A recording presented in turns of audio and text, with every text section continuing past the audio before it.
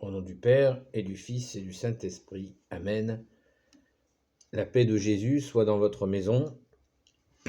Salut les amis, j'espère que vous allez bien.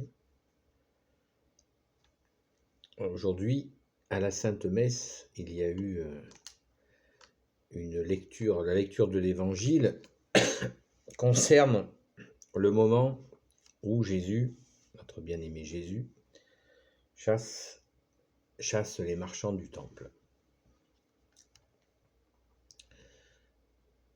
Jean, donc Évangile selon saint Jean, chapitre 2, verset 13.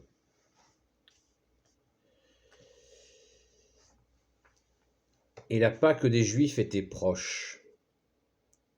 Et Jésus monta à Jérusalem, et il trouva dans le temple ceux qui vendaient des bœufs et des brebis et des colombes, ainsi que les changeurs assis à leur comptoir. Et faisant un fouet avec des cordes, il les chassa tous du temple, et les brebis et les bœufs, et la monnaie des changeurs. Il envoya promener et leurs tables, il les renversa. Et à ceux qui vendaient les colombes, il dit, « Enlevez ça d'ici, cessez de faire de la maison de mon père une maison de commerce. » Ses disciples se souvinrent qu'il se trouva écrit, « Le zèle de ta maison me dévorera. » Les Juifs prirent donc la parole et lui dirent, « Quel signe nous montres-tu pour agir ainsi ?» Jésus répondit et leur dit, « Détruisez ce sanctuaire, et en 3 jours je le relèverai. » Les Juifs dirent donc, « Voilà 46 ans qu'on travaille à bâtir ce sanctuaire, et toi en 3 jours tu le relèverais ?»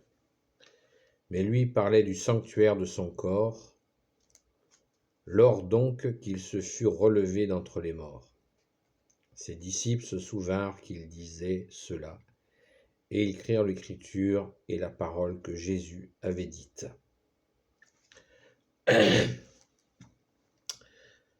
Merci Jésus pour ta sainte parole. Alléluia.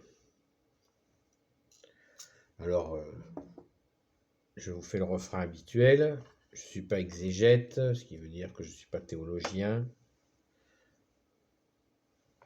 Moi, je fais pas de la théologie. Je ne suis pas enseignant. Simplement,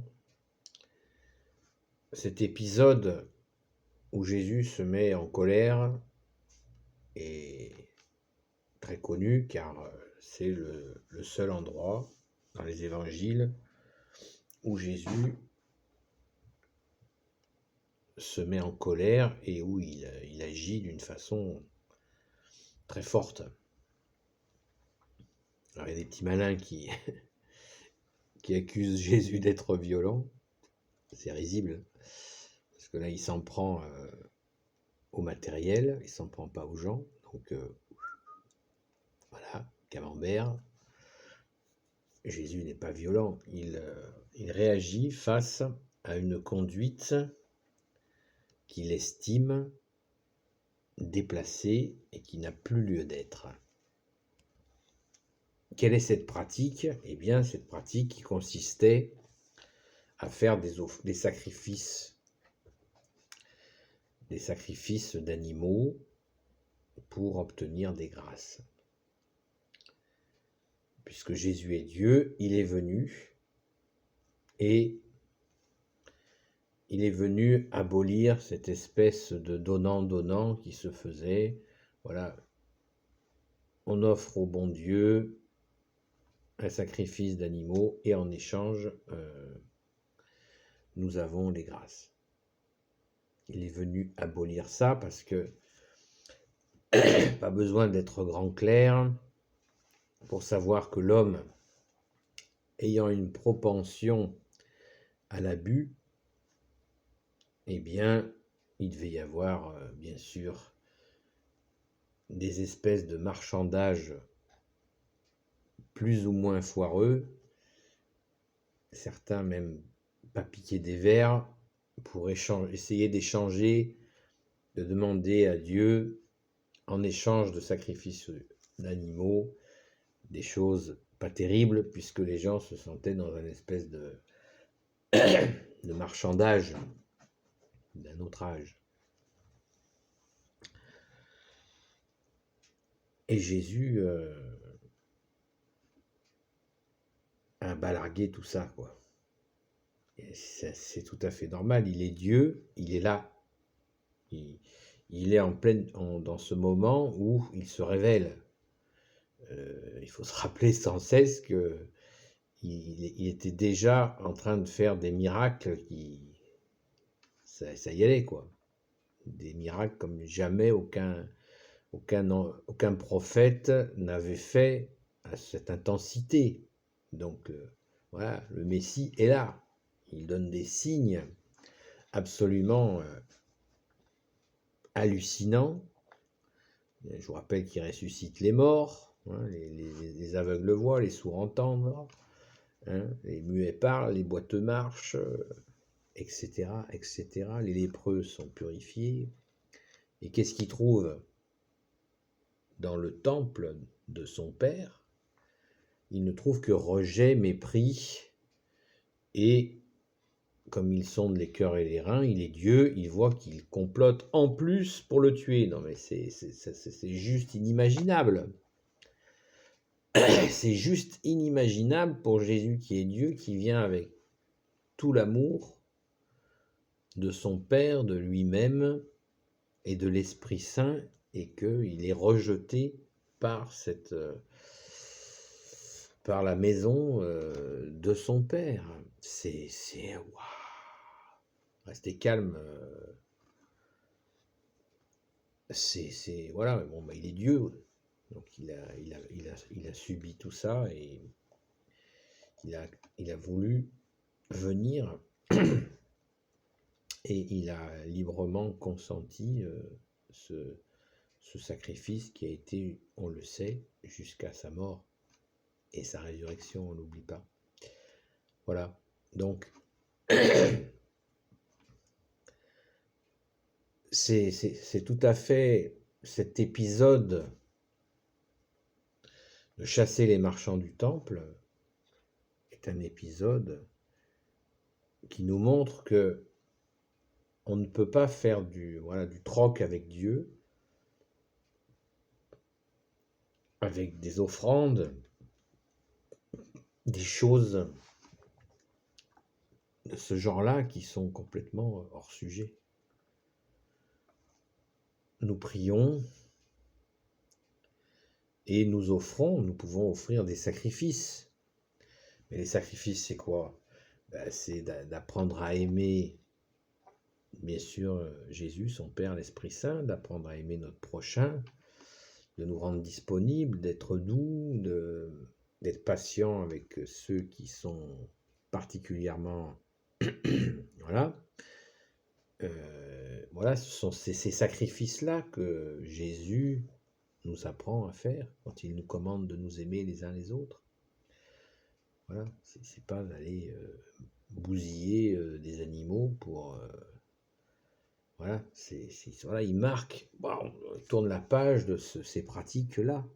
D'autant plus qu'à ce moment-là, il était là, quoi. Il était là. Bon. Il était là, et ceux qui venaient lui demander d'être guéris, ils étaient guéris. Et là, il n'y avait pas de troc, ni rien du tout. Il n'y avait pas de... C'est la grâce, quoi. C'est la grâce. Donc, moi, je vous invite, encore une fois, sans être théologien ou enseignant, ou je sais pas quoi, à comprendre justement cette étape. C'est une étape fondamentale. La deuxième partie, où il est agressé par les tenants du temple, voilà, il annonce qu'ils veulent le tuer. Enfin, ils ne le disent pas, bien sûr, ils ne le disent pas directement, puisqu'ils complotent en cachette. Mais il sait déjà qu'ils complotent, puisque Jésus leur dit, si vous détruisez ce temple, il parle de son temple, lui, il est le temple. Jésus est le temple. Il est Dieu. Donc, il dit à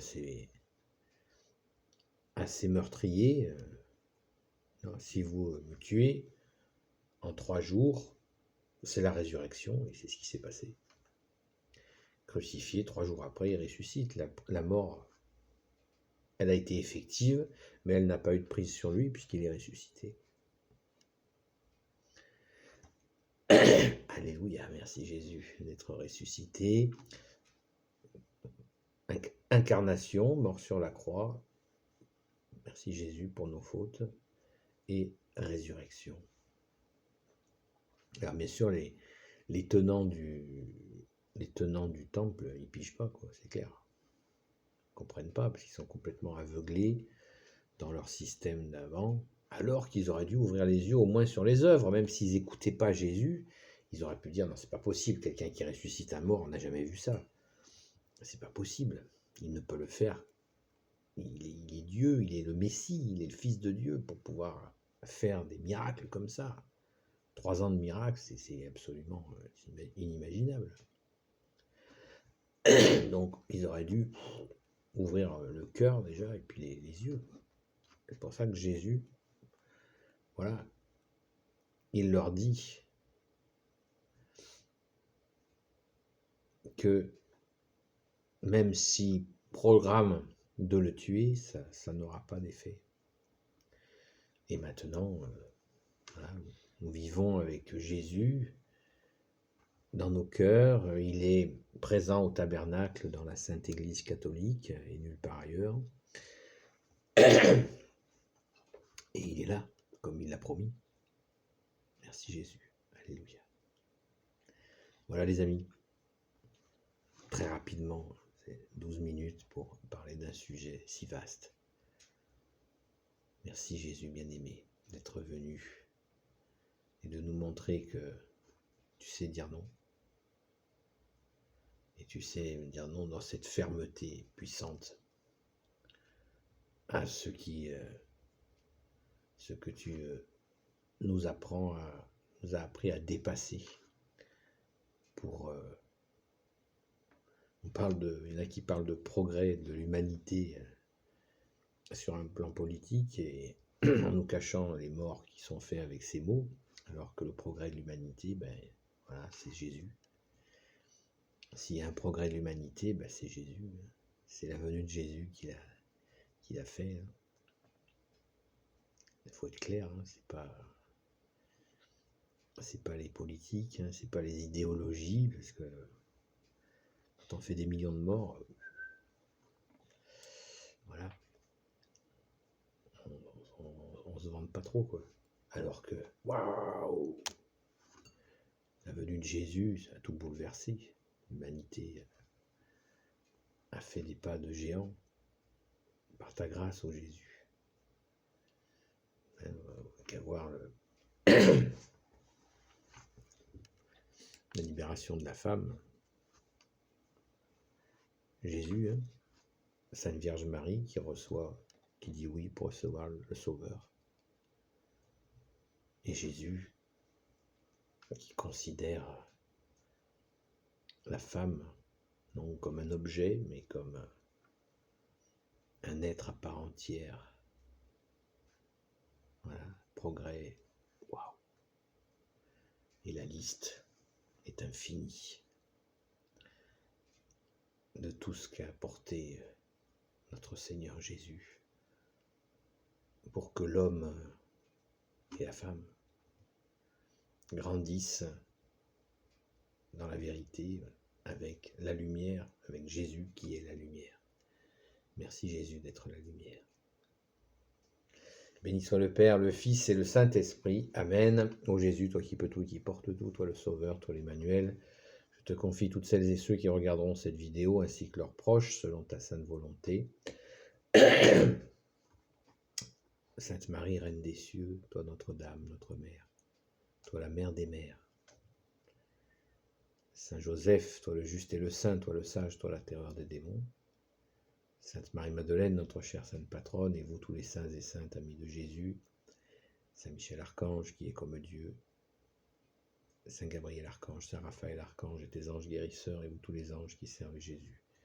Je vous confie toutes celles et ceux qui regarderont cette vidéo, selon la sainte volonté de notre bien-aimé Sauveur, Jésus, seul Sauveur, seul Rédempteur. La paix de Jésus soit dans votre maison. À bientôt les amis.